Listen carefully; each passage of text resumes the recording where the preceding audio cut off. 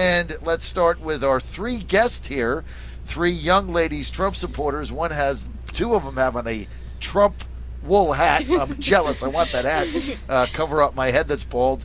And why don't you read their names for us, Elaine? I can't read Tony's handwriting. We've got Kelsey, right. Perry, and Mackenzie. Did I get that right? Yeah. Great. Kelsey, Perry, and Mackenzie. And you are? Kelsey. Kelsey, now you're here at this rally. You said you were 16 in 2016, so this is your first time you're able to vote. Right, yeah. Why are you here? Honestly, like looking at all the different candidates, Trump is the best one, specifically on his foreign policy and like women's rights and like abortion. And for me, he puts America first, and I like someone who's willing to fight for our people. Now, this is your first election. You're coming to this rally, Kelsey. Let me ask you, what time did you get here? Well, me and Mackenzie got in from Iowa City about 10 o'clock last night, and then we got in line like 1 a.m. At 1 a.m.? Yeah. It's freezing out. How'd you stay warm? We're from Iowa. It's so you get yeah. So you just put on your hat and your gloves and yep, Under Armour. Did you get any sleep at all? No. I had an 8:30 lecture this morning, so I've been up since then. Oh my goodness. Yeah. Wow. So you came from Iowa City now, and so you'll be at now that you come on our tour bus with us, our radio bus. Did somebody save your spot on the line? That's my question. Yes. We're actually around some really nice people, so they've been they very saved generous. Your spot. That's very nice. Okay. And we've also got Perry with us. Which one is me? Perry. Okay, yeah. Perry, you've got the cool hat on. Tell us about why you're here. Give us kind of a range of your age. A range. So I'm about the same. Not polite to ask, but that's okay. I'm the same as Kelsey, so I was 16 in 2016, so I'll be 20 here in March. And my grandpa is a farmer, so I look forward to kind of seeing like what Trump can do for all of the small farmers and with funding them. And I'm also pro-life, so I look forward to seeing like what he can do for the abortion laws and like defunding Planned Parenthood and just like helping with women's rights. So.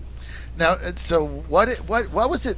When did you decide? Okay, I'm going to get online at 1 a.m. When did you decide that? Well, when Mackenzie told me that she got us tickets, I was like, oh yeah, we can definitely get online around like 5 or so. Like we'll definitely be okay, 5 p.m. And my mom was like, well, you might want to rethink that. Like they open at 3, you're definitely going to want to get in line sooner. So then we just kept like pushing it earlier and earlier. And today we decided like, why not? Like just stay up all night and we can sleep. So you got here at 1 a.m., right? Yep. You parked your car where? We parked it right over in the main lot. So we sat in there for a little while. I took like a 20-minute nap, and then now we're just running on coffee. So. And so when you were in line, did you stand up? Did you have a sleeping bag? Did you have a chair? We have like a blanket that we're kind of like camping out on, and then one of the gentlemen that we're sitting next to brought us like a big blanket that we've been all like hiding under. But, oh, that's so nice. Okay, yeah. Well, that takes some dedication. Oh yeah. I'll tell you that. All right, let's get to Mackenzie. Tell us about yourself. Mackenzie. I'm 20 years old. I go to Iowa. I'm on the exec board for the College Republicans. There's not very many of us up in Iowa City. I know, right? When I heard about the rally, I was like gathering my troops. I'm like, we have to go. And so, when you say you were gathering your peeps together, just give us a little insight. Like, what does that mean?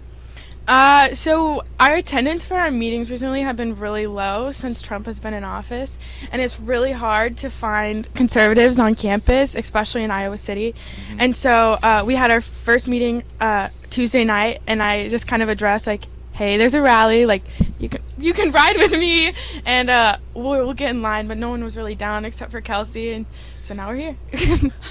And what do you expect when you get inside? What do you think? You've never been in a rally before, right? No. So what are your expectations when you get inside and it starts rolling? Well, so far everyone is very polite and welcoming, and I'm sure that's how they will be inside when we're all fighting for spots. But I really don't know what to expect. I'm very nervous. That's what I'm most nervous about, is just getting inside. And where are you in line? Like top 1,000? Top 50. Yeah. For sure. Top 50? Oh, yeah. wow. She did you're getting in the front row. Oh yeah, we're dedicated. We're pushing You're top 50. Yeah. Oh yeah. So there were. You're going to high five. So when you got here at 1 a.m., yeah. there were already 50 people ahead of you. Yeah. What time were they here? Like that we talked to Monday? the people in the first tent, and they've been here since Tuesday night. Tuesday, Yeah. Oh my goodness. Yeah, they were camped out on the steps, and they had In to a move tent? back. Yeah. Yeah. They all have like heaters It's and really nice. Oh, they have Yeah. heaters? yeah. Oh, It's so like they have the like soccer moms when they go to their kids' games. Yeah. Oh, so they got like They're the camping. Cadillac tent with Yeah. a generator heater Yeah. in it, Right. right? And a barbecue going and Mhm. coffee There's some, like, really machines, hot dogs Yeah. out there. lattes. Very nice, very nice. Well, you guys should make really nice with them and try to get in the tent. That's We've Right? considered it. Yeah. It might happen in the next few hours. We don't know. I know, right? Sleep when you're girls, dead. You girls are so nice and enthusiastic. You ought to be able to get in there. We'll work our magic. We've had too much caffeine. So last time the president had a tough race in Iowa, he did carry it. Is he going to win Iowa again? For sure. Absolutely. Absolutely. Definitely. He's got our votes. He does. Tell us what's going on, Mackenzie, with the college Republicans in Iowa. So the caucuses All, are all 5 of them. all 5 of us. Well, there's 4 execs and about 3 people that show up to So support. 8. But we have the caucuses coming up on Monday. So Kelsey and I are chairing and co-chairing our caucuses in town. Otherwise, we just got back from a student involvement fair. We had about 15 people sign up to join the club. And so, yeah, we're just trying to get our name out there, designing some T-shirts. Too much fun, I tell you what. And they say that all the young people are with Bernie Sanders. You guys aren't with Bernie Sanders. Not true. Not at all. No. Trump.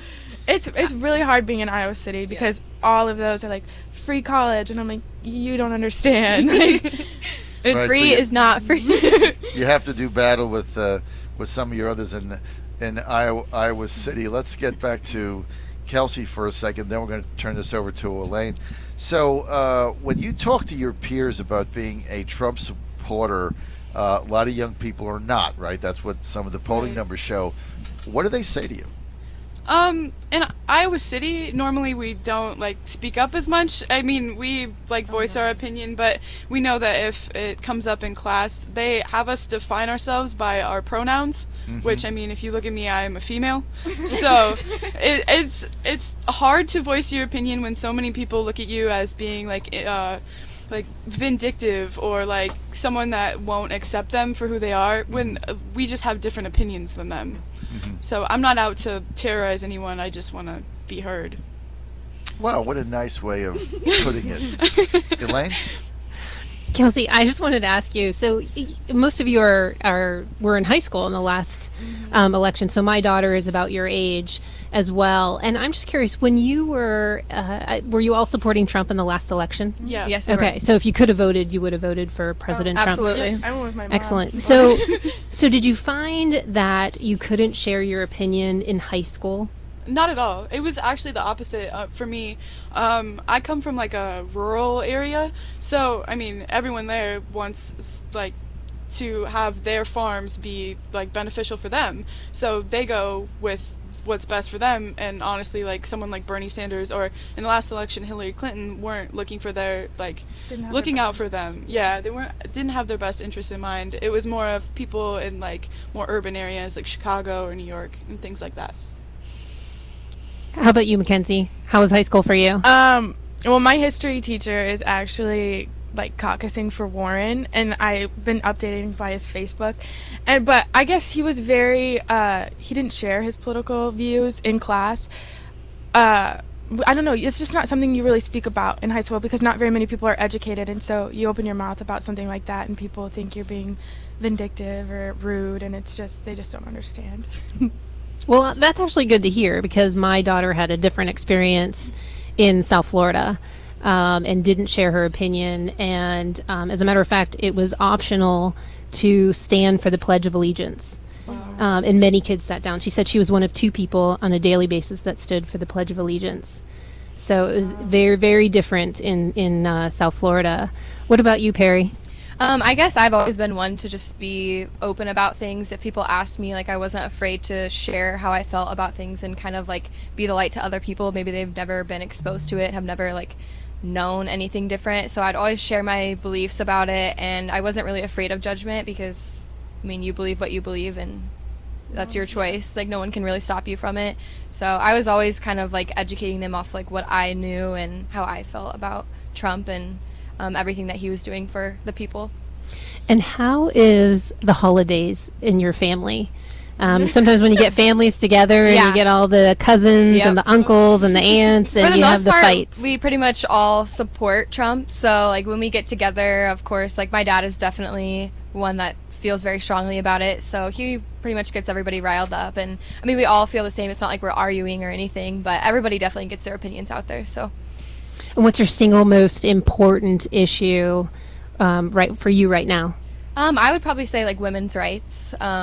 And I know Trump is kind of working to defund, like, Planned Parenthood and everything, and I agree with that. I think birth control and, like, other things should be available for people at a lower cost, but abortion isn't something that we need to be funding like the way we do, and it's something that we need to hopefully get rid of, and if we can prevent it, that's the best way. Great. Mackenzie, any food fights at your house during the holidays? Yeah. A lot of my families, they either don't follow politics or they're very independent with it. And so whenever I bring it up, I'm like, oh, let's talk about this. They're like, no, like, leave, like, get out. But I don't know. I just want to keep everybody interested, especially, like, I have a twin brother, and, like, I want them to care as much as I do because it's very, very, very important. And, like, when I have kids someday, I hope they know, like, it's very important. And, like, I want to teach kids someday, like, politics are important, and it shapes who we are and the choices that we make every day and how we get to live. You have a twin brother. Does that mean he thinks just like you do? I'm smarter by far. But anything I say, he does. So I can't complain. Great. Friends, family, do they support you? Kelsey? Well, we don't really talk about, like, I think it's like race, sex, and religion and politics. Yeah, right. Yeah, you know what I'm talking about. We don't discuss that at family Christmas because it just hasn't gone over well in the past. But my dad did want to wear a MAGA hat this year, but he didn't get it in time. No. No, he didn't get it in time. No. Well, you're trying your best. Well, listen, I really, really appreciate you ladies coming on and sharing that with us, and keep up the good fight. And wow, your enthusiasm and excitement. I mean, to drive from Iowa City, you left at 10, you got here at 1 a.m., and you've been out in the freezing cold. It's 20 degrees out there all night is really dedication, and thanks for stopping by and sharing that No with problem. us. Thanks for inviting us. Trump 2020, right? Yeah. Yep. Keep America great. Definitely. Hey, if Trump, let me just ask you this. If Trump wins in 2020, do you guys have a potential candidate for 2024? I don't know. Let's go around the table. Mackenzie. Go ahead. That's you. I don't Mackenzie? know. I haven't. Mackenzie, you haven't. All right. Perry. You put You me on don't the know. spot. All right. Kelsey. Okay, it was a long time ago, but I really liked Marco Rubio. I know that was like ages ago, but I don't know even if he would even be an option anymore, but I really liked him. He's going to run again. Elaine? I think he'll run again too. He would not be my option though. I'm on the fence. I think I'll keep that a secret for now. Mine is Ivanka Trump. Thanks for being with us, guys. I really appreciate it. Thank you. Ivanka Thank 2024. You're on the John Fredericks Radio Network.